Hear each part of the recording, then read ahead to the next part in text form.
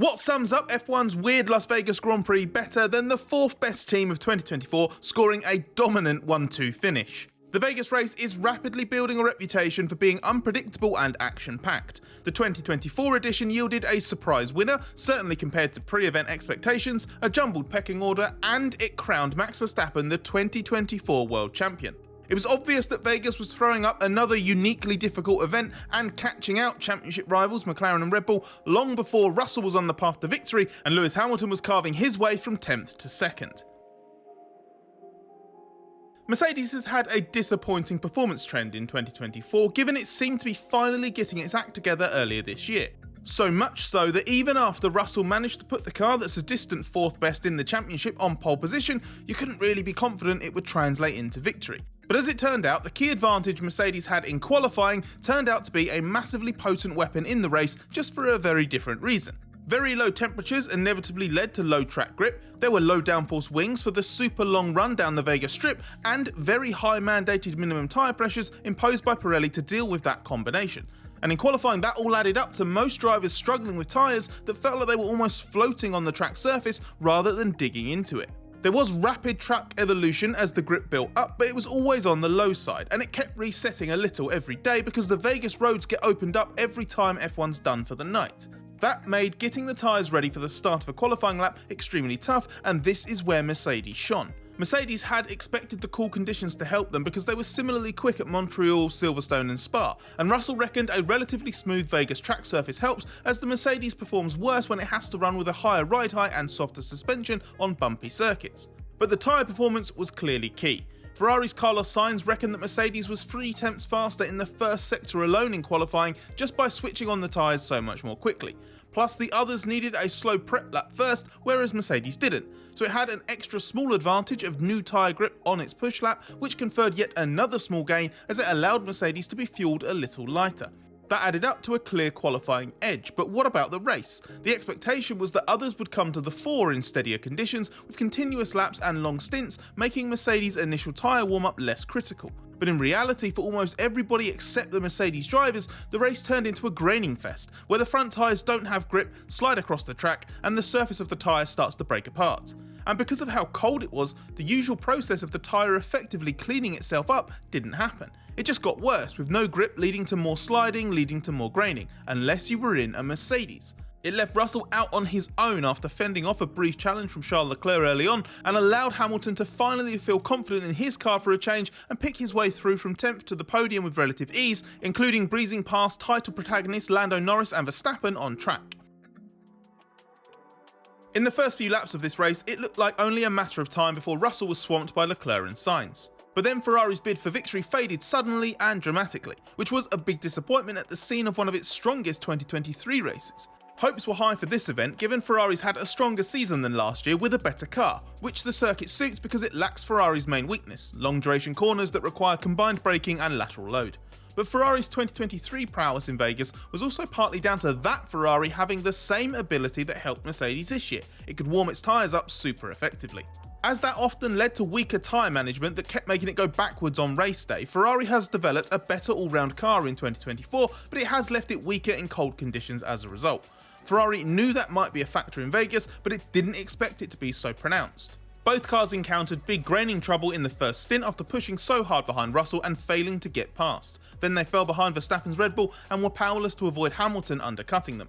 Sainz clawed his way back onto the podium as Verstappen dropped back in a Red Bull simply not fit for purpose in Vegas, but there was a further mini-drama.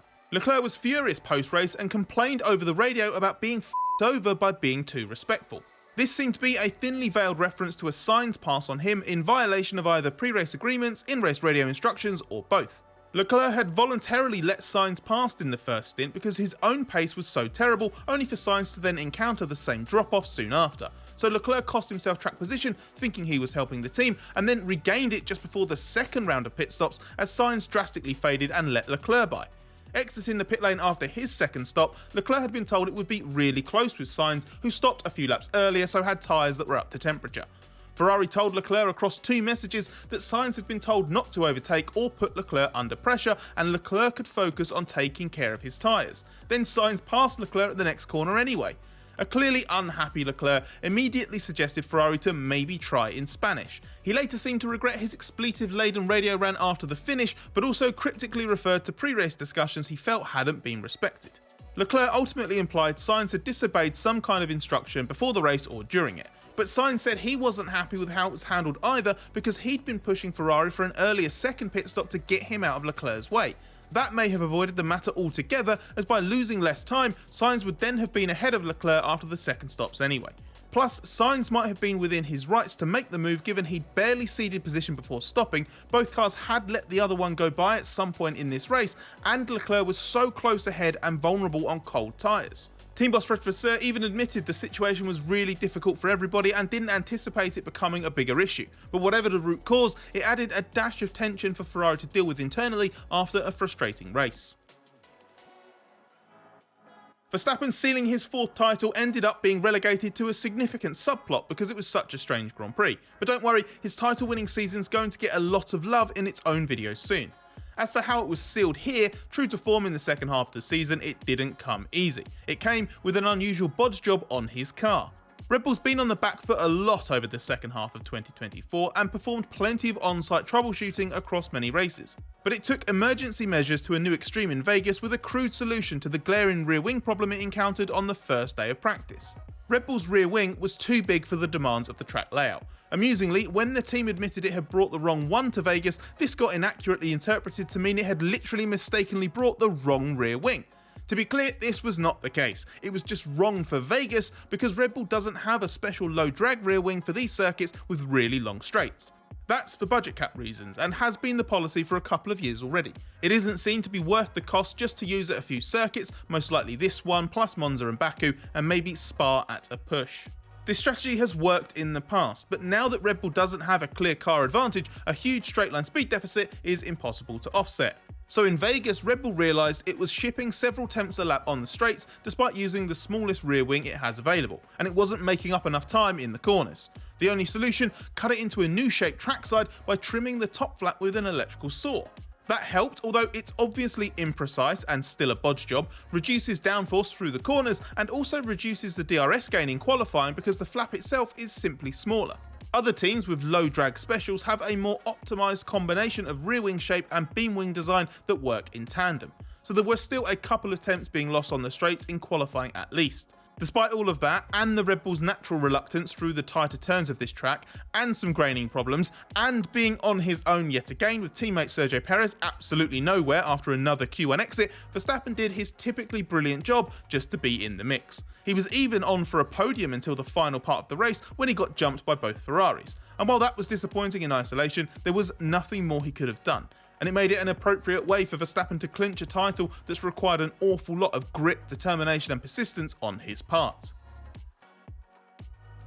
We've become accustomed to McLaren constantly being at the front as this season's gone on, but it found things unusually tough in Vegas. Even though Norris was second quickest in FP2, he'd ended the first day of track running quipping that he could drive a road car around the track faster than in the F1 car. By qualifying, his complaint seems more founded. He and Oscar Piastri were only 6th and 8th respectively, finding no time between Q2 and Q3 despite the grip ramp up. The McLaren was yet another car struggling for tyre warm-up, and Norris couldn't resist a little dig at others when answering why. Referencing the biggest criticism of his and McLaren's seasons, and Red Bull's various accusations about tricks McLaren had allegedly been up to, Norris said it was incredible to be so slow in Vegas when McLaren supposedly has the fastest car by a mile. He also took a swipe post-race at BS theories about McLaren losing out to clampdowns on flexi wings and tyre cooling tricks. The McLaren explanation is simple: this car in low drag spec just does not perform very well in low temperatures. Norris said it's been a complaint of his the whole time he's been at McLaren, and it's still a weakness. Here, it was apparent over a single lap and not really any better for much of the race either. Team boss Andrea Stella said there was no way McLaren could prevent graining early on, but at the very end of the race things got better after McLaren made some quite extreme changes with what Stella called toys on the car and driving style. Then Norris supposedly had no graining in the final stint and was as fast as the leaders, with McLaren taking this lesson as a silver lining, along with some Mercedes-assisted damage limitation against Ferrari in the Constructors' Championship, in which McLaren now holds a 24-point lead with 2 races left at tracks that should at least suit its car better again.